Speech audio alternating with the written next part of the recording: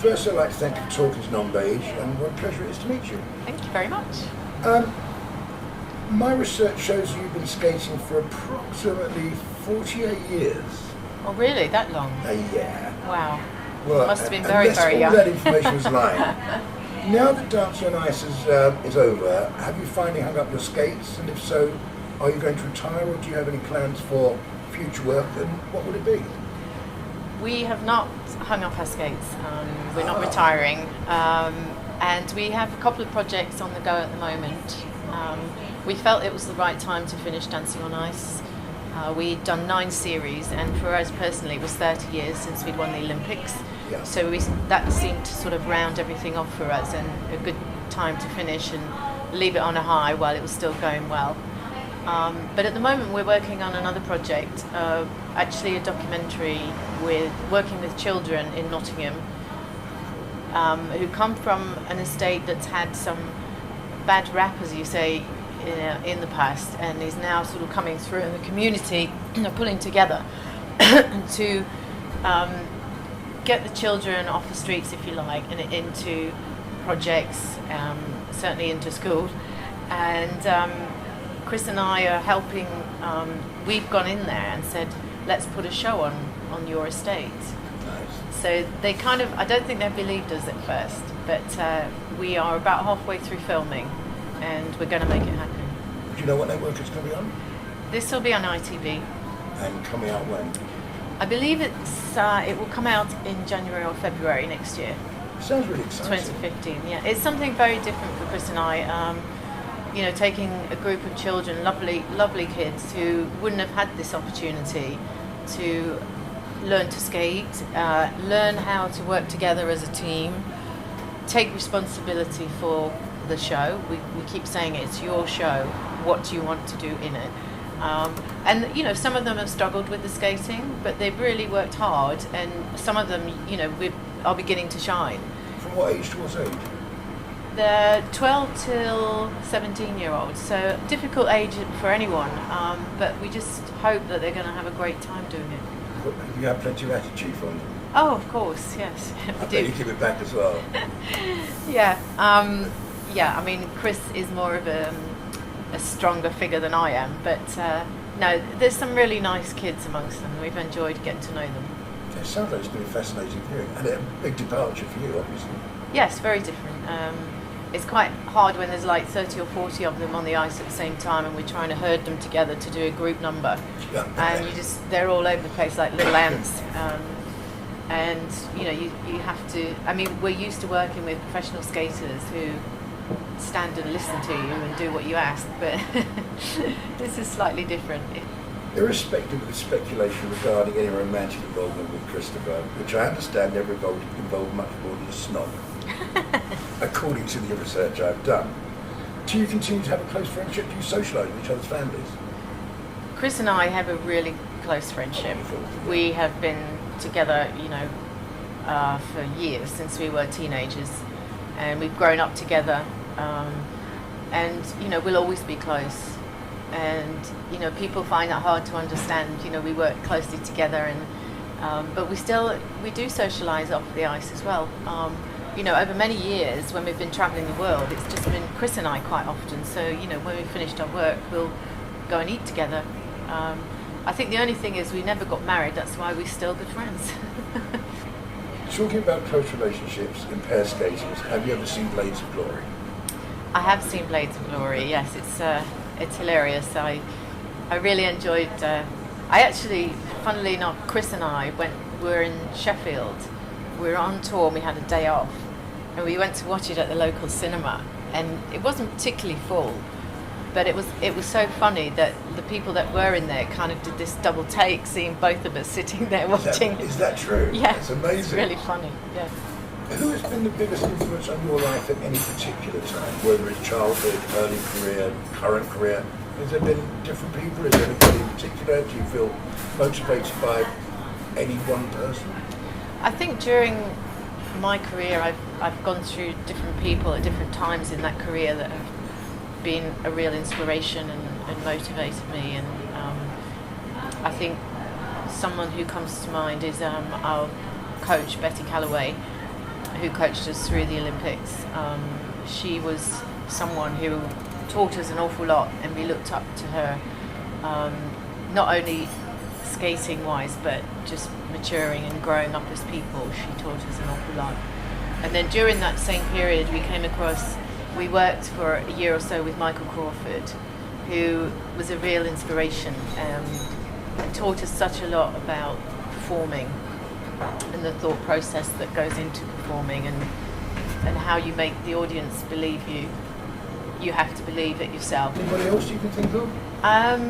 When we first went to Australia as professional skaters, someone introduced us to the chap that was in charge of the Sydney Dance Company. His name was Graham Murphy. He was another person that came into our lives, and it was at the right time, because we were professionals and we were just starting out our professional career, and we started to become very creative, and we watched the work that Graham had done with his dance company, and it was very, very, very different. And we'd never seen anything like that before, and we were very keen to work with him. And indeed we did. He worked on our very first professional show, which opened in London later that year. And just as a character in life as well, he made it fun, because we just come from the world of competition, and you have to be focused, but you tend to be very, very serious. And he just made light of lots of things, and sort of opened up our life a lot more. That's sort of led me to another question which I didn't actually have down there. As you were talking, it was intriguing me. When you were going through the whole professional skating thing, where was the sort of light bulb when you realised you were actually going to become entertainers, or was it always in the game plan? Because it's a big, as you say, it's a big change from competitive skating to suddenly being, for want of a better word, a variety performer. Yeah. It's a variety show, isn't it, skating? Yes, yeah. I mean, Chris and I were lucky that the sport that we were in does have a crossover from sport to entertainment. Robin Cousins, of course, successfully went over as well. Yes. So, for us it was like stepping out of a small room into a big mansion of what we could do, because there was no restrictions with rules of competition or anything. So from our point of view, anything new and creative, we just wanted to pursue and learn. It must have been fun to have actually made a mistake and know that you weren't going to get marked down for it. Well, that's the thing. When you're performing, if you're performing like 7 times a week, for instance, you can't expect every performance to be the best you've ever done. So you have to. That was another thing that we had to get used to. That performing so often, maybe 1 in 5 of those performances, you think, oh, that felt really good tonight. Yeah. And it wouldn't be the same number if you're doing like 6 or 7 numbers within the show. Some numbers might feel good one night and others good another night. So you had to kind of mentally prepare yourself for that. But for you, it didn't feel the best, but actually it was fine. And an audience member who's never seen it before thought it was great anyway. Exactly. So you have to sort of know that in your head. Otherwise, you sort of beat yourself up all the time.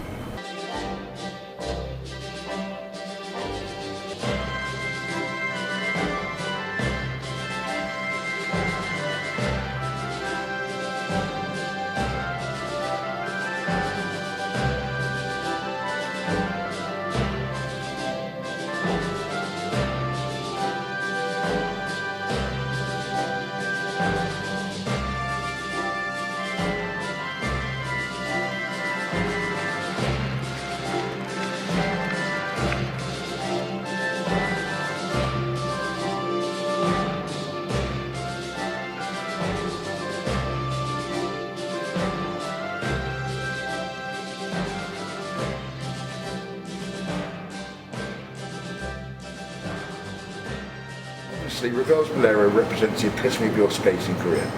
30 years on, do you still enjoy hearing it, or does it make you want to wreck the sound system?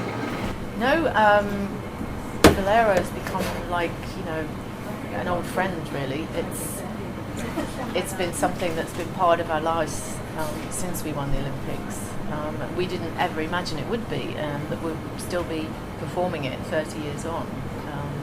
It was as we were competing each season, after we'd finished competing, all our other routines like say Macamable, Barnum, etc., we stopped doing them and moved on to the next thing. And so when when we had done the Olympics with Bolero, we turned professional and went to Australia first of all just to do a series of exhibitions. And we hadn't planned to perform Bolero, but the promoters there were like up in arms, like, oh no, we've got to see Bolero. That's what everyone wants to see. And we, as new professionals, we didn't realise that. We thought, oh, they want to see new things. We're used to doing new things. But that's what they wanted to see, and indeed have wanted to see for the last 30 years. When you won gold, you were catapulted from relative obscurity, well, certainly within your field, to international celebrity. How did it affect you personally, and what were the best and worst parts of being in that position? When Chris and I won the Olympics, you suddenly realised how much more the Olympics is watched around the world. And I think there was one time I remember being in an airport somewhere in Europe not long after, and people kept looking and stopping us and saying, oh, congratulations, and you kind of think, oh wow, they recognise me. But I have to say, in those days there wasn't the celebrity status going on as there is now. I mean, we were sort of, there was always press at the airport when we came back into London, but it wasn't the madness that there is nowadays, and there certainly wasn't all those magazines that there are now. So I think in a way it was a good thing, because it would be so easy to get caught up in all of that and not stay focused on what you're actually doing. Do you enjoy participating in other sports, and do you watch any other sports? I do enjoy other sports, and in more recent times I've done more in the last sort of 5 years than I've ever done before. And I think part of that is when you're competing and as a professional skater, you've got to be very careful about doing other things. If I go to Spain, there's a place where I go there and they do tennis courses, so I always do the weekly course when I'm there. I love it. And my son plays tennis now, so he's actually good enough to have a game with him. I also like running. I've been doing marathons recently. Yeah, I have one coming up in just over a week's time. It's the Four Parks Marathon in London. So it's Hyde Park, St James's Park, Green Park, and I think Kensington Gardens. And I've never done a half marathon before, so that should be interesting. That should be hard. I train regularly with 10k, but this is almost double that. So. Do your kids skate? And if they do you encourage them to be competitive, or are they totally disinterested? I'm just thinking of you turning up on family at the local ice rink and embarrassing the hell out of everyone. My children both have their own skates, but we don't get to go very often because where we live in East Sussex, there's no ice rink. So sometimes there's opportunity in the winter. They do a few pop-up rinks in the area. So we usually try and go at least once to there, and then sometimes in the summer holidays I take them up to Lee Valley Ice Rink, which is about an hour and a half from here, but it's just too far for them to go. I mean, I'd love my daughter to do it because I think she'd be quite good. How old is she? She is 8. She's at a good age, but she does gymnastics instead. So. Are they good skaters at this point? Not great, but they can go around without me holding them up. My son's, he's been doing it longer, obviously, but I wouldn't force them into it. My son is fiercely competitive, so if he were to take it up properly, he would be into the competition. It's just the comedy sketch of all time, isn't it? Sort of, Torvil and family get onto the rink, and all the other little families running around, toddling around, suddenly like, you go into a full routine, and all going, oh no. And do you stick to a particular diet, and have you got any guilty secrets? I do. I try to eat where I don't mix proteins and carbs together. Right. So it's like a food combining thing. I started doing that some years ago. It's called the Hay Diet, and sometimes I stray from that. But if I needed to lose weight again, I would stick to it religiously, because you actually don't feel like you're on a diet, because you can eat 3 meals a day, but you just you don't mix the proteins and the carbs. And in all of that, there's lots of fresh vegetables and fruit. And if I have vegetables, I try to buy organic, or indeed some of them are grown in my garden. And I don't boil them or anything, I steam everything. And the same with fruit. I like fresh fruit. I always have fresh fruit in the morning. And anything I can buy organic, like meat and so on, I will buy organic. So just really a healthy diet. Healthy diet. I do like a glass of wine. I don't think there's anything wrong with that. I don't need anything like that at all. I don't smoke though. I've never smoked. Shocking. I just never liked it really. As in, like my dad used to smoke, and my mum, and I, as sort of a youngster, I hated being in a room filled, because people used to just smoke anywhere. Everywhere, similar in the office, and different where you were. It's probably a good thing for me because it put me off. So yeah, and then of course all the fitness, just keeping your body in shape. And what about guilty secrets? What do you sometimes crave? Not crave, but I love butter on things, so Okay. I'm not afraid of, and sometimes I will put on cereal, if I've got cereal and fruit, I'll put a bit of cream on it instead of milk. Nothing wrong with that, Jayne. Nothing wrong with that. There isn't, it's good for you anyway, so it's pure. It's a lot better to have pure butter than margarine. Yeah. And Well, David's been educating me on stuff like that as well. But it's not a big chocolate thing or ice cream thing or... No, I used to like ice cream. I'm not so keen on it at the moment. And I don't like puddings very often. I don't have desserts after I've eaten. I'm more savoury. I'm more savoury. Yeah, I suppose if anything naughty, I like crisps once in a while. That's a bit naughty, isn't it? You can get organic, really good chip crisps now. You get better ones now that are not, they're not fried, they're whatever. Baked or... Yes, so my parents owned a sweet shop, and I used to eat a lot of sweets when I was a kid, but sometimes I like wine gums once in a while, but not, I don't crave them. Yeah, I'll have jelly babies. Jelly babies, I don't know. And I used to like nuts, but I've got an allergy now since about 2 or 3 years ago, which is weird, peanut allergy. So wow, how did you discover that? Just peanut butter or something? I did. Wow. I was upstairs and I was just about to go to bed. Like, you walk around with your glass of wine and I'd got nuts, so I set them down and I was eating them. And then I sat on the bed and I thought, oh, I feel a bit funny. And my hands started to go bright red, and my legs came up in like a big rash, red, and they were itchy, but burny itchy. And I was like, well, this is weird. And then I thought, okay, I'm just gonna get into bed properly. So I went to the bathroom to try to brush my teeth, and I couldn't. My legs were going from underneath me, and my head was going boom, boom, boom. And I thought, oh, this is weird, because I thought I'm not drunk, and I know exactly what's going on, but my legs are collapsing. So then I slid. My husband was downstairs in another room, and so I went down the stairs on my bottom because I couldn't stand up. I was like wobbly, and I just walked. Then I had to walk through the kitchen, and I shouted at him, and I said, I don't feel very well. And then I went poof, and I passed out on the kitchen floor. And the next thing, I woke up. I wasn't out for long because he was carrying me upstairs, and he said, what happened? What happened? And he thought I was drunk. I said I wasn't drunk because I only had 2 glasses of wine or whatever. I said I know I wasn't drunk. I said it was really, and I showed him the rash and everything. And then I started to feel a bit nauseous and stuff, and I just went to sleep. And then I started to investigate it, and there was nothing conclusive. I went for all, you go for all those tests. Yeah. I went up to London for tests because they didn't really know, and I'd never had an allergy before, and they didn't specifically say it was peanuts then. Anyway, I tried to avoid them for a while, but I know I ate nuts, and I wasn't seriously looking at ingredients on things, and I even had almonds and things. I tried to avoid peanuts, but I still had nuts over the course of the next couple of years.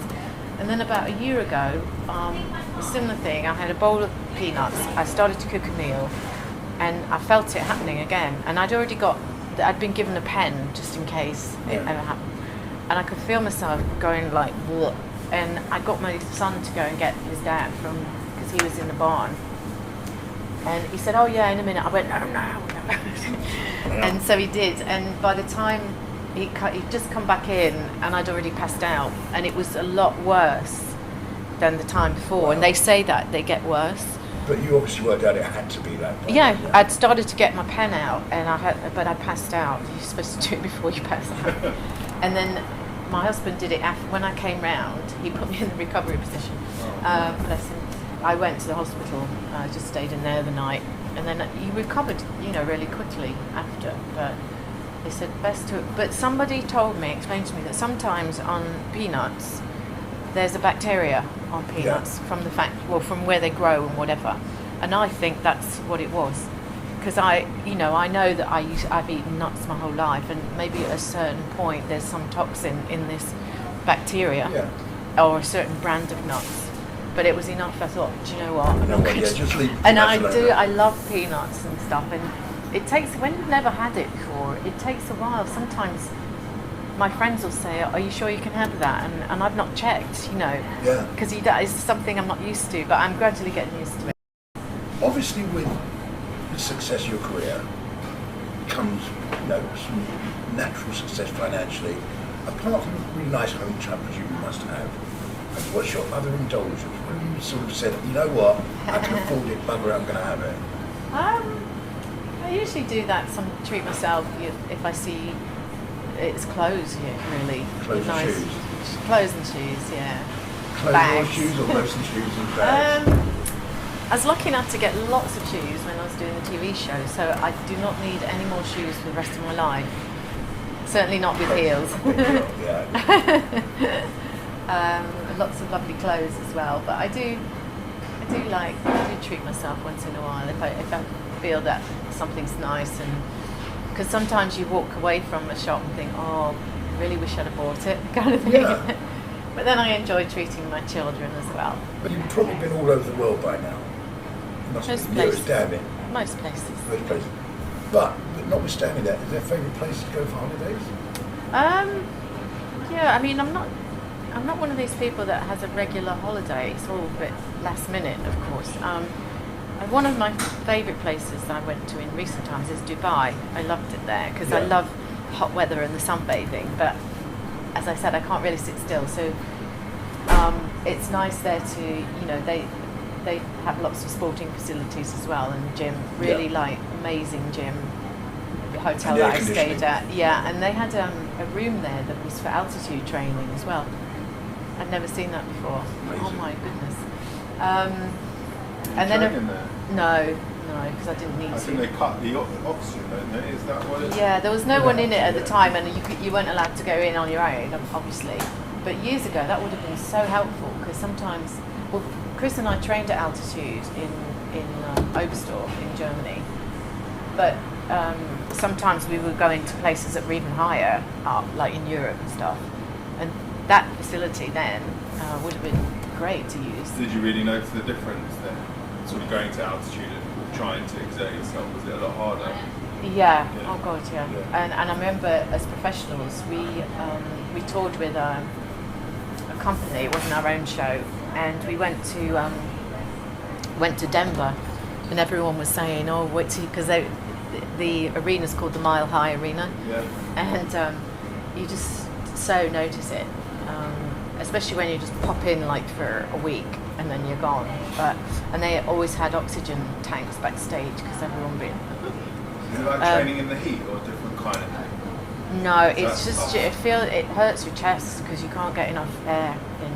But Chris lives in Colorado Springs, so he's used to that, and it's very dry. The air is very, very dry. It's a nice place to live. Yeah. But it's good. I remember once, even in Germany, if we were coming, say, back to England, you really noticed how fit you were, having trained at altitude. Yeah. And I remember once we had Chris and I had a 2-week period in Colorado Springs. We were training, and I can't remember where we were going after, but it was definitely lower, and you just feel really loads of energy. So it's worth it, and I knew it was so hard, but I thought I'm going to persevere, and you get headaches and everything, because I know I feel good when I get to the place where we're doing the show or whatever. Apart from obviously your kids and your husband, what are 3 things you could never live without? Oh, let's see. I would say coffee.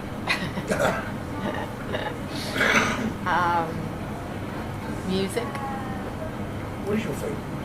I like all kinds of music because it's part of what we work with all the time. So it's very important. Do you listen to lots of new music, or do you listen to sort of standards or middle of the road, or just nothing? A bit of both. But if Chris and I are working on a new routine, you're playing that music over and over again, so you get to know every single note of it. But over the years we've used a lot of classical music and even opera music as well for various pieces. But then more lately, more contemporary stuff with Dancing Lights. Sure. Because that's what the people like to hear. So yeah, but I do like music. I don't think there's a day goes by when I don't play or hear music. So we've got coffee, we've got music. Yeah. What's the last one? What I couldn't live without. I guess my phone nowadays. Everyone can't live without their phone. Unfortunately, it's true. It's true, and it feels. If I go somewhere and I've forgotten it, it feels a bit strange. I have to say nowadays. And part of that is like if something. Touch wood, if something, hopefully not, but if something bad happens or emergency, then people can get hold of you, whereas years ago you couldn't, could you? So it just becomes something we're just so used to. I mean, certainly when I was growing up, and when you were growing up, the idea of a mobile phone that you could literally have in a pocket or it was science fiction. Yeah. Jayne Torvil, OBE, thank you for letting us into your world today. And on behalf of the non-based community, let me wish you all the health, happiness, all the things you do in the future. Thank you very much. It's been an absolute pleasure. Thank you.